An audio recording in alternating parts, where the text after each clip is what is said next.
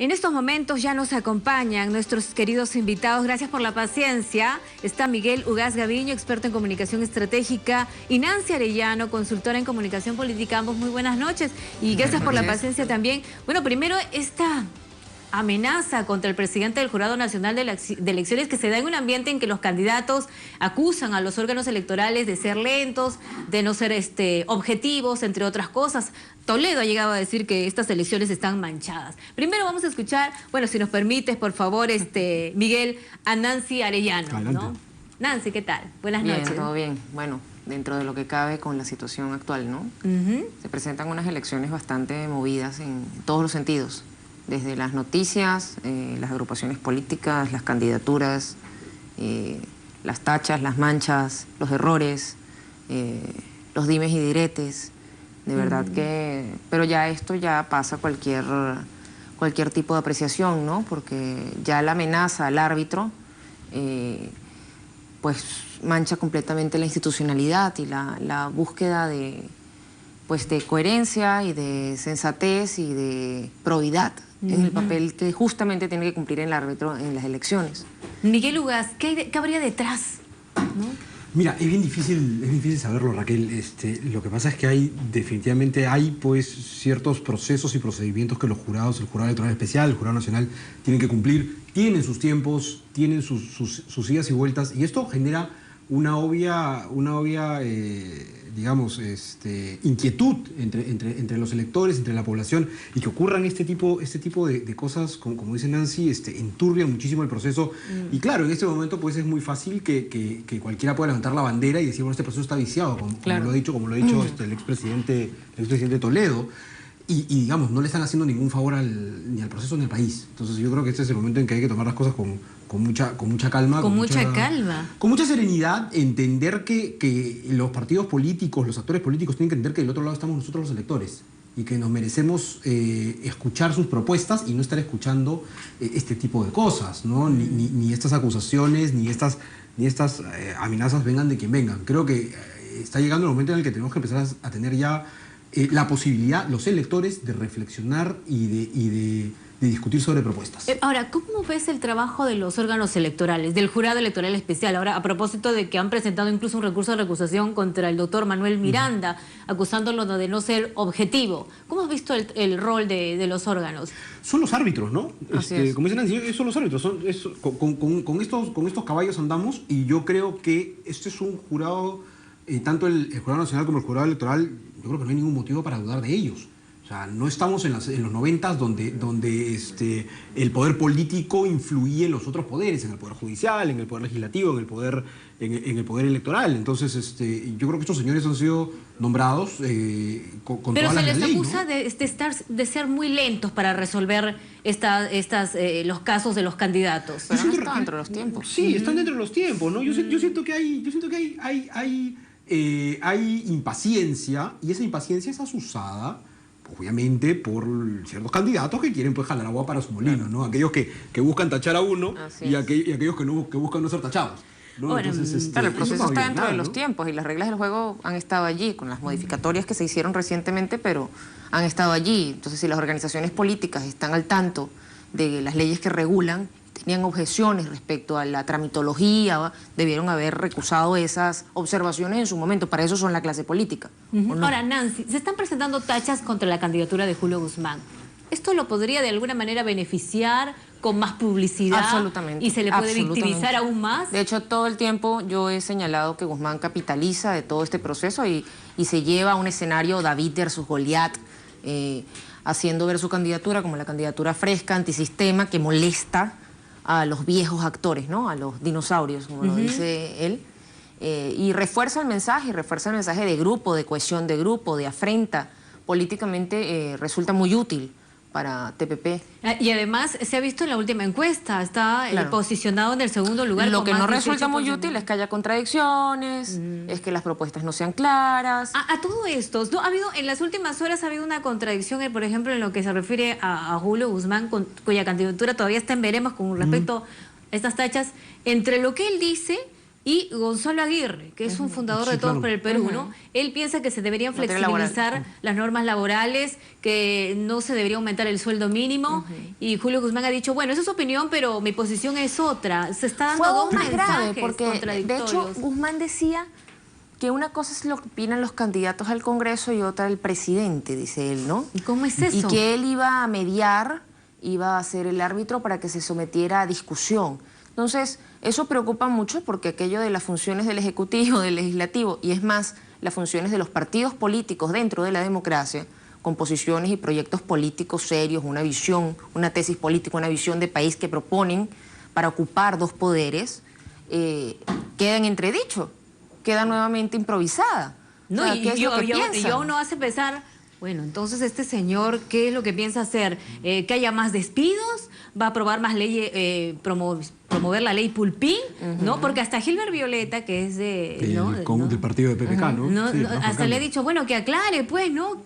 ¿Cuál es la postura? A ver, definitiva? estas contradicciones son una muestra de lo organizados que son nuestros partidos políticos. Pues no ocurrió lo mismo con la señora Celia Nicama hace un par de días y Peruanos por el Cambio hablando sobre la unión civil, criticando abiertamente a Bruce y culpando. culpándolo. De la caída de las encuestas. Claro, la caída de las encuestas y tiene que salir el mismo PPK a zanjar una discusión de cosas que deberían de tratarse en la interna y salir todos alineados finalmente, ¿no? Entonces, eso una vez más, yo vengo diciendo hace un tiempo atrás que, bueno, no tenemos partidos políticos, pues tenemos clubes de amigos, ¿no?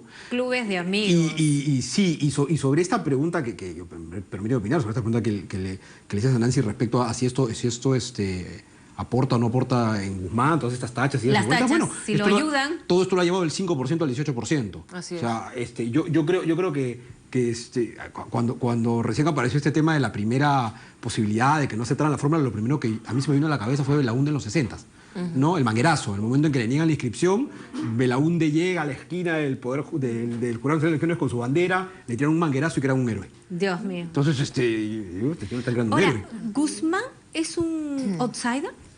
No. ¿No es? Bueno, en mi opinión no lo es. Alguien que ha estado todo el tiempo propiamente dentro del sistema, dicho, no lo es. Ha estado dentro de la administración pública directamente. Él. Entonces es difícil pensar que sea un outsider. El partido político es un partido que, bueno, tienen entredicho si es un partido como tal o si en todo el sentido de proponer una doctrina diferente, ocupar un espacio en el espectro, tener una tradición partidista, pareciera que no, porque a pesar de haber estado en distintas elecciones, han cambiado las directrices, los tipos de candidato, etcétera, ¿no? Y además mostraron poca pericia en cumplir con los requisitos desde octubre a nuestros días. Y en ese sentido, más allá de la informalidad, por decirlo así, en la que se ha caído, el señor Guzmán ha sido parte del gobierno actual incluso. Entonces, hablar de un outsider cuando no hay un proyecto político diferente, diferenciador, específicamente, que no está claro para todos los partícipes que quieren ocupar posiciones de poder y que además se ha contradicho en declaraciones, me hace pensar que difícilmente sea una propuesta de desmarque.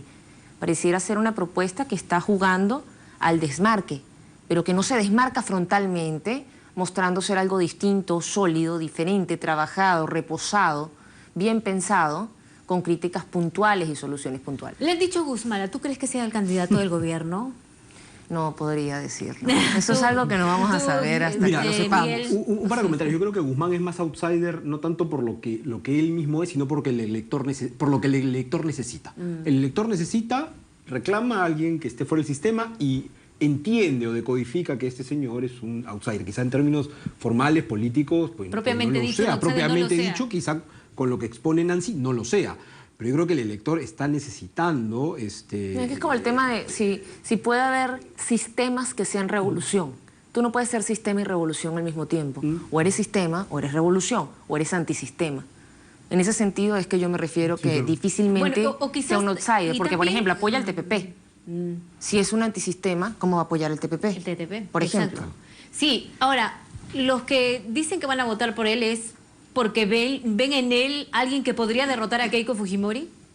Tienes siempre el antifujimorismo muy arraigado y el fuerte antivoto que lo ratifican las encuestas que salieron el domingo pasado, ¿no? Entonces sí, en una eventual segunda vuelta puedes tener a mucha gente que termine votando por Guzmán justamente por no votar por Fujimori. Nos pasó con Humala. O sea, Humala era el chavismo encarnado y mucha gente terminó votando por Ollanta Humala, a pesar de eso, por un voto en contra. Entonces, claro, lo que te encuentras lamentablemente, es el voto anti, ¿no? Claro. Venimos hace ya varias elecciones votando en contra de. Le dicen el mal menor. La verdad es que votar en contra de algo o de alguien, pero claro, no votamos por una ideología, no votamos por una propuesta, no votamos por planes de gobierno, y es ahí donde las campañas están sí, yo por voto a favor y un voto en contra. Sí. Y por otro lado, específicamente captando la idea de lo que comentabas de Guzmán, creo que él está capturando el tema de la política y la antipolítica, que en algún momento capturó parte del fujimorismo y lo sigue capturando, porque el fujimorismo captura, por un lado, quienes quieren a alguien con experiencia en la rememoranza de Fujimori, de Alberto Fujimori, y también quien quiere algo nuevo, porque la candidatura de Keiko Fujimori representa ambas cosas en un constructo bien particular. En el caso de Guzmán, sí ha logrado farandulizar la política en el sentido de usar las estrategias comunicacionales del coaching actual, del marketing político más mediático, el tema de dirigir el discurso nosotros vamos, de incluir a la audiencia en el discurso, de tener una imagen fresca, muy estilo lifestyle clean, la camisa clara, el jean, las mangas arremangadas, pero siempre está muy bien planchado, la sonrisa. O sea, es un candidato que ha capitalizado la estética del siglo XXI y discursivamente ha logrado capitalizar también eso, con algunos bemoles, ¿no? Ahora, pero por eso te digo que es un tema ellos van a luchar por este cambio de color. Ellos son la ola morada y le quieren cambiar el símbolo a rojo. ¿Esto podría tener algún impacto? Sí, yo creo que sí puede tener algún tipo de impacto, ¿no? Y se ha posicionado mucho como el tema de este color morado, claro, que además es muy fuerte, es muy duro, ¿no? Cuando tú empiezas a mirar los colores rojos, te encuentras pues con Alianza Popular, te encuentras con Acción Popular, te encuentras con varios partidos ya que, claro, Alianza Popular, que son rojos, ¿no? Entonces, sí les puede complicar ese tema de a tan corto tiempo empezar a posicionar nuevamente colores. Desde el punto de vista de la comunicación, ya a mitad de la campaña, pues que te cambien los colores, algo tan fundamental como eso es complicado. Yo sin Nancy no estoy muy de acuerdo en este tema de que él ha sabido capitalizar muy bien su imagen. Me refiero a la estética, cuando digo someramente, someramente a nivel estético. Quizás el que mejor lo ha hecho dentro de un panorama bien gris. Pero claro, siento que es que ya estamos con los desmarques, no te olvides. Sí, bueno. Siento que incluso hasta en eso no Seguimos con los desmarques, no hay mucha diferenciación. De hecho, se han visto similitudes con el tema de Podemos, intentando capitalizar el movimiento de los indignados, pero no logra tampoco capturarlo 100%. En el caso de Guzmán, a nivel incluso del lenguaje corporal y el lenguaje facial hay debilidades importantes. Tiene un tique en los ojos que sale a relucir cada vez que lo sacan de quicio. Y Miguel, si nos permite, vamos a ver los resultados de la última encuesta de CPI, ¿no? Tenemos ahí en pantalla, ahí está, también los tenemos en pantalla, ahí está. Bueno, esta encuesta de CPI confirma que Keiko se mantiene primera con 33,7, Julio Guzmán 18,3, Acuña 7,3, que ha bajado varios puntos, PPK 6,8, Alan García ha subido un poquito, pero está ahí, se mantiene 6,4 en el quinto lugar. Y también seguimos con esta encuesta de CPI. Verónica Mendoza, que está con 4,1, Alfredo Barnechea 3,8, los dos han subido un poquito, y Alejandro Toledo sí está en un descenso terrible, 1,8, Gregorio Santos 1,7 y Daniel Urresti no pasa del 1%. Otros candidatos, Blanco Viciado con 9,2, No Saben Opina 4,4. Tenemos otro cuadro, bueno, en la ficha técnica. Bien. Bueno, ¿cómo interpretar esta encuesta? Además se había hecho otras sin ambos candidatos, sin Guzmán y sin Acuña. Y más o menos, bueno, pues se mantiene Keiko, que definitivamente pasa a la segunda vuelta. ¿Cómo analizar estos resultados? A ver, Keiko Fujimori mantiene el mismo entre 30 y 34% que viene desde la elección pasada. No sube ni baja, ¿no? No sube ni baja, cae un poquito, 0.4%. Guzmán sube 4.2%. Y es este efecto que trae todo este tema del Jurado Nacional de Elecciones. Cuando Guzmán aparece en redes sociales, su gran empuje fue llegar al 5%. Las redes sociales llegaron hasta el 5%, luego pasó al offline, digamos, a las entrevistas en medios y etcétera. Y ahí es donde, claro, es donde tienes que hacer la conexión, el momento en el cual el candidato ya tiene que salir a la calle. Claro. Ya lo tienes que poder sentir fuera. Y justo le aparece este tema del Jurado de Elecciones, y yo creo que eso es un poco lo que lo lleva hasta el 18%. Yo tenía una conversación muy larga con unos amigos muy entendidos esta mañana, y claro, yo le decía, este 18% es más o menos el mismo 18% que tuvo PPK en algún momento. O sea, si quieres hacer el símil, PPK llegó más o menos hasta ese número, hasta ese 18% en la elección pasada, y ahí quedó, ¿no? Habría que ver cómo van evolucionando las encuestas. Y para ti, Nancy, ¿cómo lo analizas? Bueno, en realidad en las encuestas hay cualquier cantidad de números diferentes esta semana. Hay encuestas que le dan el 18 y encuestas que lo ponen en 14. Hay encuestas que ponen más arriba incluso a García, y hay encuestas que lo ponen como la de CPI en 6.4. En el caso de PPK 3/4 lo mismo. Creo que la fragmentación que hay y la volatilidad en los números es reflejo de la falta de proyectos políticos sólidos y de la falta de comunicación coherente, adhesión a proyectos políticos en la población. Por lo que tomas las muestras y las muestras vienen a no ser representativas realmente del comportamiento del electorado. Porque al no haber una comunicación realmente estable o una avanzada dentro de la comunicación política en las campañas, termina siendo bien fragmentaria, porque donde tocan llegan, pero si no han llegado, si no han tocado, entonces no llegan. Entonces, dependiendo de donde tomes la muestra, encontramos variaciones importantes. Creo que ahí hay un mensaje que los políticos no han sabido interpretar, en el sentido de que dicen, no, las encuestas están viciadas, las encuestas... Eso es lo que han salido a decir todos los que están abajo. No, quizás las encuestas no están viciadas. Siempre lo dicen, ¿no? Quizás el problema es que está viciado la lógica de las propias campañas electorales. Y eso es lo que no permite que sean una muestra fidedigna del electorado. Ahora, las encuestas pueden de alguna manera orientar o, no sé, influir en aquel que está todavía dudando. Sí. Yo creo que sí. Ahora, lo que te están mostrando son tendencias, ¿no? Querer decir que... A ver, porque todavía hay electores que dicen, Guzmán está subiendo, lo voy a apoyar. No, y no tienen la menor idea de lo que está ofreciendo, pero lo quiere apoyar. Eso es un fenómeno que yo de hecho preguntaba la otra vez, ¿no? Tuve que preguntar porque, bueno, yo no soy peruana, tengo 3 años en el Perú, y decía, ¿por qué el peruano vota a ganador? ¿Por qué? O sea, ¿será que cuando les ponen la banda presidencial les llega a su casa un fajito de soles, dependiendo si pegaste el número, están jugando a la tinca?